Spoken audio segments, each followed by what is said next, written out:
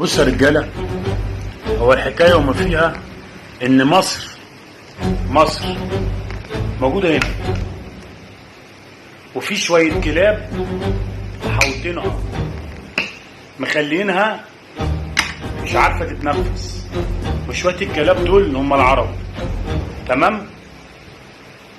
ده يفضل يهاجمها بالكلام، وده يفضل يوجعها بالكلام، وده يفضل يقول لها انت هتحاربي امتى، وده يفضل يشتم في شعبها.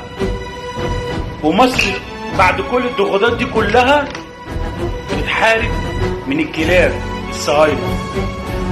فهم الصهاينه تمام والاجانب عاملين يضغطوا على العرب، عشان العرب دول ضعفاء.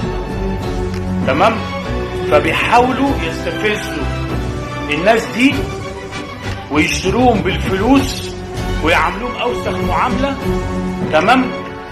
ويحطوا قاعدات حربيه عندهم عشان يوصلوا لمصر. ومصر اللي هم الناس اللي فاكرينها ضعيفه، والشعوب العربيه اللي هم حوالينا شويه الكلاب دول اللي فاكرين ان مصر ضعيفه وان مصر مستسلمه للصهاينه الكلاب. هم ممكن مصر تعمل ايه؟ تعمل كل ده كده اهو وهتبقى لوحدها. وقت ما تبقى لوحدها مفيش كلب هيقدر يقرب منها تاني. فهمتوا القصه ولا لسه فاهمكم اكتر؟ ان العيب مش في الصهاينه ولا في الاجانب ولا في امريكا ولا في الدول الاوروبيه، لا، العيب على الكلاب دول. ماشي؟ واللي هم طيرتهم دلوقتي دول ان احنا فاكرينهم ان الكلاب دول اخواتنا ويقفوا معانا.